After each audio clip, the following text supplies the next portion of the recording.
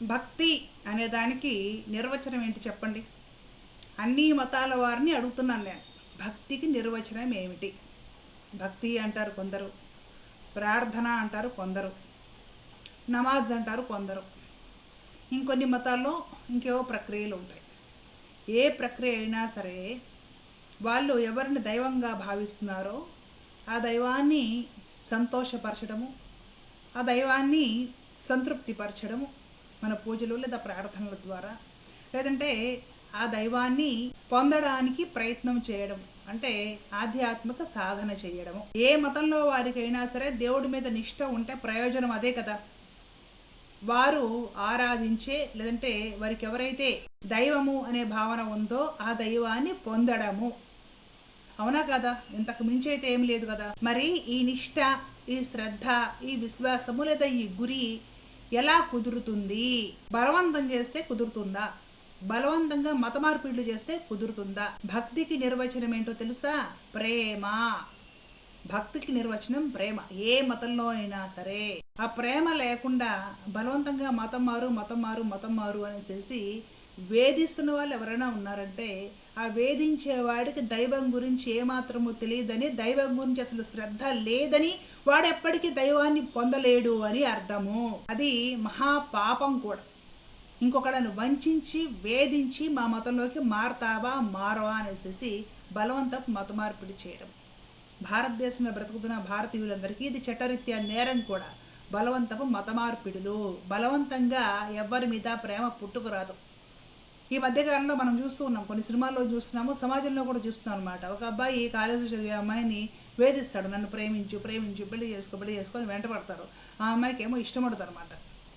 వాడు ఆ అమ్మాయి మొహం మీద నన్ను ప్రేమించకపోతే, నువ్వు నాకు సొంతం కాకపోతే నువ్వు బతకూడదు, యాసిడ్ పోసేస్తాడు, చంపేస్తాడు, కత్తి తీసుకెళ్ళేసేసి నరికేస్తాడు ఆ పిల్లని, దాని జీవితం నాశనం చేసేస్తాడు. అది ఎలాంటి ఉన్మాదపు చర్యో, బలవంతపు మత మార్పిడులు కూడా అలాంటి ఉన్మాదపు చర్యలే. ఈ పనులు చేసేవారని ఆ దైవం క్షమించదు. ప్రతి మతంలో కూడా మంచి ఉంటుంది, ప్రతి మత గ్రంథంలో కూడా మంచి ఉంటుంది. ఆ మంచిని తీసుకోవాలి. ఈనాటి సమాజాన్ని అనుసరించి మనం వెళుతూ ఉండాలి. ఈనాటి సమాజానికి ఇప్పుడున్న పరిస్థితులకి అక్కర్లేని కొన్ని చారిత్రకమైన విషయాలు ఉంటాయి, ప్రతి మత గ్రంథంలోనూ ఉంటాయి. వాటిని ఇప్పుడు అన్వయం చేసుకోకూడదు, వాటిని వదిలేసి మంచిని మోటివేషన్ విషయాన్ని మాత్రమే తీసుకొని ముందుకు వెళ్ళాలి. అంతేగాని బలవంత మత మార్పిడులు ఎప్పుడు కూడా కూడవు. రీసెంట్గా జరిగిన ఒక న్యూస్ ఏంటంటే, మతం మారాలని, ఇస్లాం పద్ధతులను అనుసరించాలి అంటూ తనపై ఒత్తిడి చేసేవారు అంటూ పూణే విప్రో మాజీ ఉద్యోగిని చేసిన ఆరోపణలు సంచలనం రేపుతున్నాయి. చెప్పినట్టు వినకపోతే ఉద్యోగం తీయించేస్తానంటూ మేనేజర్ తీవ్రమైన ఒత్తిడి తెచ్చేవారని పోలీసులకు ఇచ్చిన ఫిర్యాదులో ఆమె తెలిపారు. అక్కడ వేధింపులను భరించలేక తాను రాజీనామా చేసినట్టు ఆరోపించారు.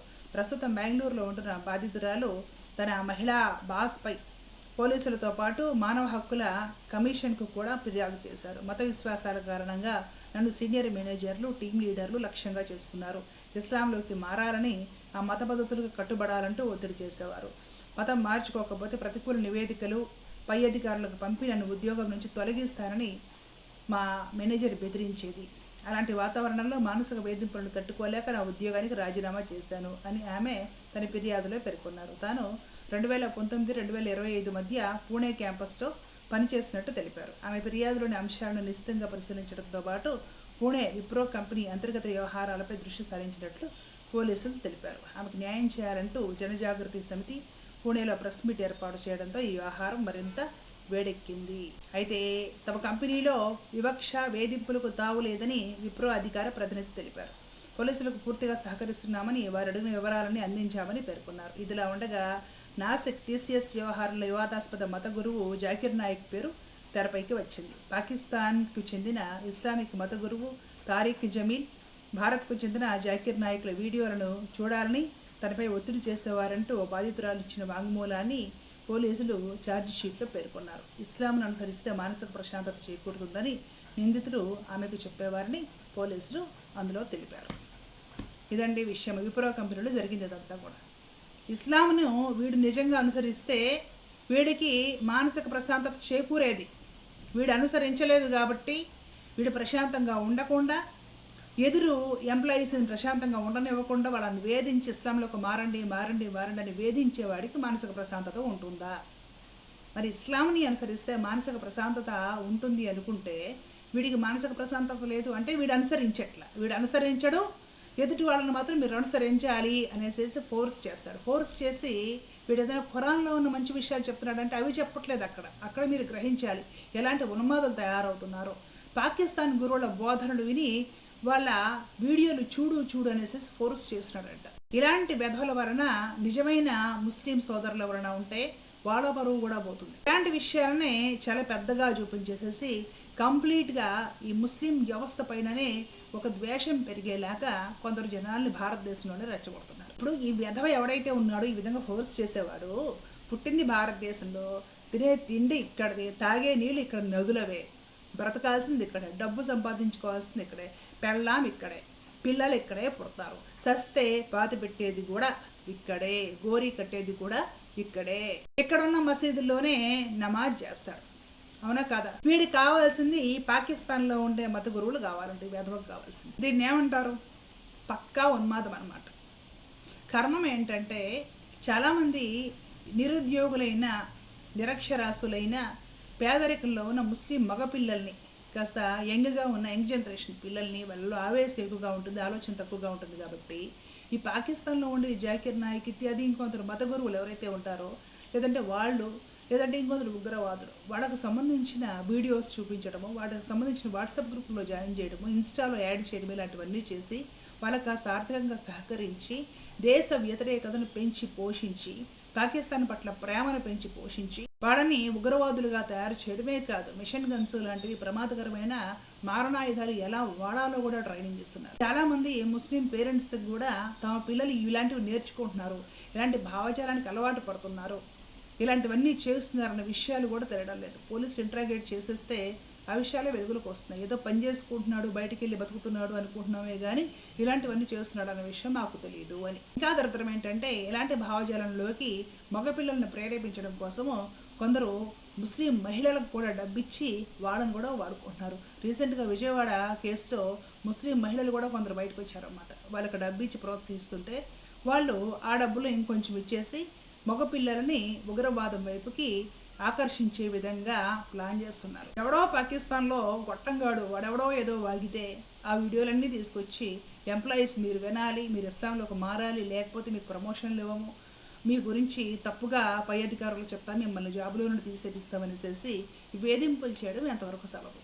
ఇలా చేయమనేసేసి అల్లా చెప్తాడా?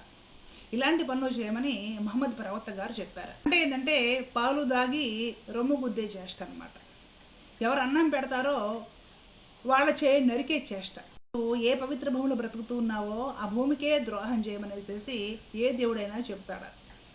ఏ ప్రవక్తలైనా చెబుతారా? ఇలాంటి ఉన్మాదుల కారణంగానే భారతదేశంలో ముస్లింలందరినీ కూడా ద్వేషించే పరిస్థితి వస్తుంది, ఇలాంటి వేధల వల్లనే. కాబట్టి ముస్లిం సమాజంలో పెద్దలే చర్యలు తీసుకోవాలి. ముస్లిం సమాజంలో పెద్దలు ఎవరైతే ఉంటారో వాళ్ళే ఇలాంటి విషయాలు వర్క్షాప్లే పెడతారో, మీటింగ్సే పెడతారో, ఇలాంటివి వినకండి, మీరు ఇలాంటి భావజాలం ఎక్కించుకోవద్దు, మనం భారతీయులు, మనం ఇక్కడే బ్రతకాలి అని యువతకు చెప్పి ముస్లిం యువత ఉగ్రవాదం వైపు ఆకర్షితులు కాకుండా ముస్లిం మత పెద్దలే జాగ్రత్త తీసుకోవాలి. అలాగే పూర్తి బాధ్యత. అలాగే బలవంత మత మార్పిళ్ళు అనేవి అసలు ఇస్లాంలో లేవు. ఇది నిషేధం కూడా. చక్కగా ఎవరి ధర్మము లేదా ఎవరి మతం వాళ్ళు పాటించుకోవచ్చు. ఏ విధంగా కూడా బలవంతంగా మతం మారమనడము ఇలాంటివన్నీ చేయకూడదు. ఎవరు చెప్పినా, ఇస్లాం మతంలో కూడా ఎవరు చెప్పినా కూడా ఇలాంటివి నమ్మకండి అనేసి దేశం పట్ల ప్రేమ బాధ్యత ఉన్న ఇస్లాం మత పెద్దల ఈ విషయాలు బహిరంగంగా చెప్పి పిలుపునివ్వాలి. ఇలా చేయడం వలన భారతదేశంలో ముస్లిమ్స్ పట్ల ఉన్న ద్వేషం పోతుంది. ఇలాగా ఎవరో వెధవలు చేసే కొన్ని పనికిమాలిన పనులకి ముస్లిం మత పెద్దలు గట్టిగా సమాధానం చెప్పడం వలన, గట్టిగా ఈ విషయాల గురించి ఇవన్నీ చాలా తప్పు, వీళ్ళు చేస్తున్నది రాంగ్ అనేసి మాట్లాడడం వలన చాలా మంది తెలుసుకొని అప్రమత్తులై ఉంటారు. ఎవరి మతాన్ని వాళ్ళు చక్కగా పాటించుకుంటారు. మరలా చెప్తున్నాను, భక్తికి పరాకాష్ట ప్రేమ. అది బలవంతంగానో, మత మార్పిడి విధానం ద్వారానో, ఇంకొక పద్ధతి ద్వారానో, ఆశ పెట్టడం, ప్రేరేపించడం ద్వారానో పుట్టుకొచ్చేది కాదు. కాబట్టి భారతదేశంలో మత సామరస్యం వర్ధిల్లాలి అనుకుంటే అందరూ దీనికోసం కృషి చేయాలి. అప్పుడే మనం అందరం కూడా అసలు సిసలైన నిఖార్సైన భారతీయ పౌరులుగా మనగలుగుతాము, రాజ్యాంగాన్ని గౌరవించిన వాళ్ళం అవుతాం. ఒక ఎంప్లాయీ ఆఫీస్లో మనగలుగుతుంది అంటే ఏం చూసి?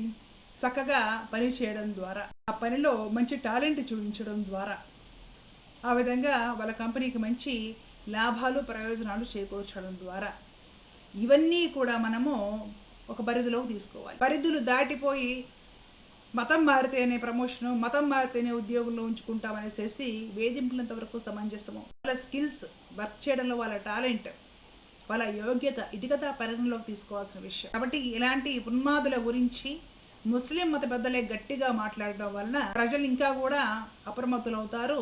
మనం మన దేశాన్ని, మన ధర్మాలను, మన మతాలను, భారత రాజ్యాంగాన్ని కూడా గౌరవించిన వాళ్ళం అవుతాం. జై హింద్.